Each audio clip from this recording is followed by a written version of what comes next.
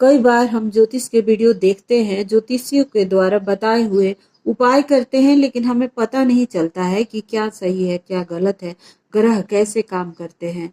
तो ज्योतिष के इस कड़ी में मैं आपको एक बहुत ही इम्पोर्टेंट फैक्ट बता रही हूँ कि कोई भी ग्रह ऊंच और नीच कैसे होता है और कैसे समझे कि हमारी कुंडली में कौन सा ग्रह नीच का बैठा है और कौन सा ग्रह ऊंच का बैठा है। हालांकि दोस्तों, ये जो नीच और ऊंच का व्यवस्था है, ये सिर्फ वैदिक ज्योतिष में है। नाड़ी ज्योतिष में ग्रह ऊंच नीच नहीं होता है। तो चलिए आज का ये कॉन्सेप्ट शुरू करते हैं। बहुत इंपॉर्टेंट वीडियो है आप सभी के लिए। ये ज्योतिष सीखने की कड़ी में एक महत्वपूर्ण वीडियो है। देखिए, आप लोग वीडियो देखते रहते हैं, लेकिन आपको अगर चीजें समझ में नहीं आएंगी तो फायदा कुछ भी नहीं होगा। नमस्ते, स्वागत है आप सभी का। और हमेशा की तरह मैं अनुपमा एक बार फिर से हाजिर हो गई हूँ आप लोगों के लिए ज्योतिष के एक विषय को लेकर। और आज मैं आपको बताने वाली हूँ कि ग्रह ऊंच नीच क्यों होते हैं और कैसे होते हैं। देखिए, ये है काल पुरुष की कुंडली। काल पुरुष की कुंडली मेष से लेकर मीन तक होता है। और मेष राशि जो है मंगल का है, और मंगल के घर में आकर और नीच हो जाते हैं। कौन नीच होता है? शनि महाराज। इनके घर में आकर यहाँ पर शनि नीच के हो जाते हैं। लेकिन वही ठीक अपोजिट तुला राशि में वो उच्च के हो जाते हैं। अब यहाँ पर उच्च के क्यों होते हैं, यहाँ नीच क्यों होते हैं, अभी ये भी बता देती हूँ। देखिए, मंगल जो है वो एग्रेसिव है, गुस्से वाले हैं, तत्काल डिसीजन लेने वाले हैं, मार काट करने वाले हैं। और कहने का मतलब ये कि गुस्सा में इंसान मार काट ही करता है और क्या करता है। और वहीं शनि जो है स्लो मोशन में चलने वाले, और कर्म जो है उस पर उनका फोकस रहता है। इसके अलावा आप जो भी कर्म करेंगे आपको उसका रिजल्ट देंगे। तो ये यहाँ आते हैं, तो मान लीजिए कि जब यहाँ पर वो आएंगे तो ये व्यक्ति मार पिटाई करेगा, गाली गलौज करेगा, उससे उसका कर्म जो है खराब हो जाता है। शनि कर्म है, समझ रहे हैं? आपकी कुंडली में कहीं भी शनि है तो वो कर्म को दर्शाता है कि उसी राशि से संबंधित आपके कर्म है। तो यहाँ पे वो नीच का इसलिए हो जाता है कि ये कंफर्टेबल उनके लिए नहीं है, अग्नि तत्व का घर, और ये उनके मित्र शुक्र का घर है, और बैलेंस वाली ये राशि है, तो यहाँ पर वो उच्च के होते हैं। यहाँ पर शनि के घर में मंगल उच्च के होते हैं, और यहाँ चंद्रमा के घर में नीच के होते हैं। ठीक अपने से सातवें भाव में ग्रह नीच और उच्च होते हैं। जैसे कि यहाँ पर नीच का हुआ तो यहाँ उच्च का हो गया, यहाँ उच्च हुआ तो यहाँ नीच हो गया। मकर राशि में मंगल उच्च के क्यों होते हैं? क्योंकि ये पृथ्वी तत्व की राशि है और मंगल पराक्रम है। तो पराक्रम करने के लिए ये उनके लिए कंफर्टेबल रहता है। और काल पुरुष के कुंडली में 10वां भाव है, तो 10वां भाव जो है वो भी कर्म का है। तो यहाँ पर ये जो ग्रह है वो उच्च का हो जाएगा और आपको बहुत कर्मठ बना देगा। तो अगर आपकी कुंडली में मकर राशि में मंगल है तो उच्च का है, और यहाँ कर्क राशि में है तो नीच का है। ये जल तत्व की राशि है, इमोशन वाली राशि है, ममता वाली राशि है, खान पान की राशि है, आपके कंफर्टेबल जोन की राशि है।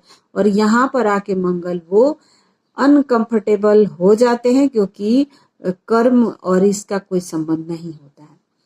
इसके अलावा दोस्तों, चंद्रमा जो है इनके घर में आकर यहाँ पर शुक्र के घर में वृषभ राशि में उच्च का हो जाता है, और वही यहाँ पर नीच का हो जाता है।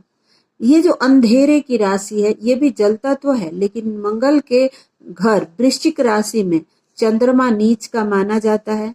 अगर आपकी कुंडली में चंद्रमा नीच का है तो बहुत सावधान रहने की जरूरत है।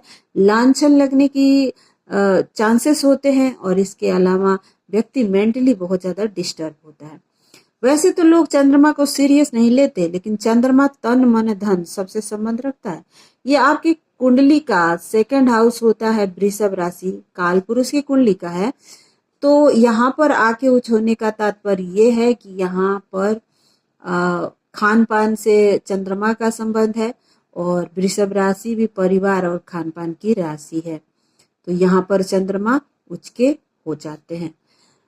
मेष राशि में सूर्य उच्च के हो जाते हैं और तुला राशि में नीच के हो जाते हैं।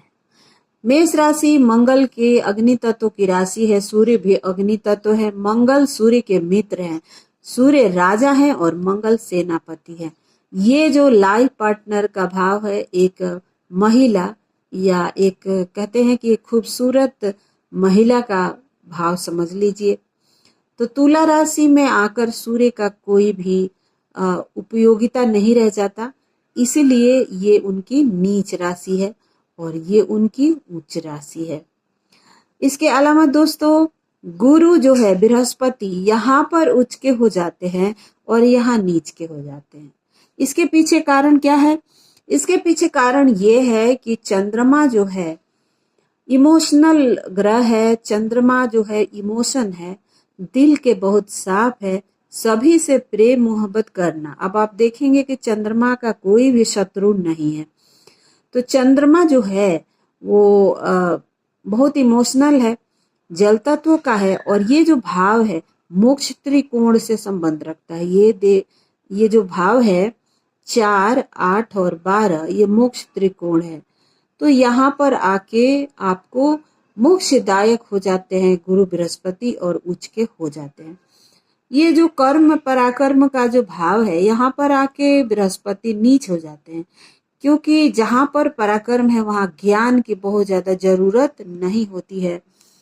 अब कोई मजदूर है, काम कर रहा है और आप जाके कहेंगे भाई सुनो सुनो, मैं आपको वेद का ये मंत्र सिखा रहा हूँ, आपको भागवत गीता सुना रहा हूँ, तो वो कहेगा कि भैया जाओ यहाँ से, मेरे पास टाइम नहीं है, मैं अभी काम कर रहा हूँ। तो यहाँ आके वो नीच के हो जाते हैं।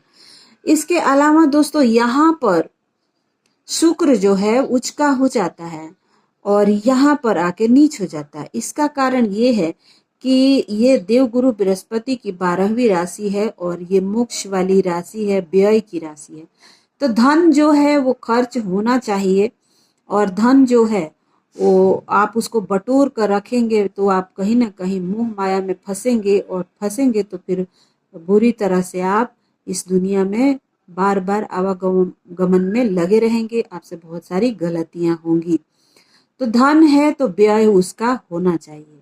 और इसके अलावा ये रात की नींद है, सेक्सुअल प्लेजर है, तो शुक्र ये सारी चीजों से संबंध रखता है, तो यहाँ पर आकर वो उच्च का हो जाता है। कन्या राशि जो है बुध की राशि है, पृथ्वी तत्व है और बुध जो है वो बालक ग्रह है। तो बालक को आप बहुत सारा पैसा दे देंगे, सुंदर औरत से बालक को क्या लेना देना है, पैसा दे देंगे वो फेंक देगा, उसको क्या मतलब है पैसे से। तो वो यहाँ पर आके शुक्र अनकंफर्टेबल हो जाता है, तो इसीलिए ये जो भाव है उसका नीच भाव माना जाता है। इसके अलावा दोस्तों ये जो राहु है ये बुध का मित्र है, तो मिथुन राशि में और वृषभ राशि में वो उच्च का हो जाता है। ऐसा माना जाता है कि बहुत अच्छा रिजल्ट देता है और मैंने भी बहुत सारी कुंडलियों में देखा कि ये इन भावों में वो अच्छा रिजल्ट दे रहा है। वही जो राहु है वो मंगल के घर में आकर नीच का हो जाता है और नेगेटिव रिजल्ट देने लगता है। केतु आपको गुरु के घर में अच्छा रिजल्ट देगा क्योंकि उसे शुभ ग्रह माना जाता है और यहाँ पर अगर वो आता है तो आपको अच्छा रिजल्ट देगा। तो दोस्तों इस तरह से शनि से लेकर और शुक्र, मंगल, बुध, बृहस्पति सभी ग्रहों का उच्च नीच भाव क्यों होता है ये मैंने आपको बता दिया। आपको ये वीडियो कैसा लगा? क्या आपने कुछ सीखा इसमें? कमेंट करके जरूर बताइएगा और अगर आपका कोई डिमांड है तो मुझे बताइएगा। मैं एज अ प्रोफेशनल टीचर हूँ, लेकिन ज्योतिष मेरी हॉबी है और रिसर्चर मेरा जो दिमाग है, तो मैं हर विषय के ऊपर रिसर्च करती रहती हूँ और जो मुझे सही लगता है वो आपके साथ शेयर करती हूँ। तो मिलते हैं एक नए विषय के साथ, तब तक के लिए मुझे दीजिए इजाज़त। अपना रखिए ध्यान। Thank you so much for watching. Video को लाइक कर दीजिए, चैनल को सब्सक्राइब करना मत भूलिएगा क्योंकि आपका एक एक लाइक, एक एक सब्सक्राइब इस चैनल को बड़ा कर देगा और फिर हम ऐसे ही उपयोगी वीडियो आपके लिए लेकर आते रहेंगे। Thank you.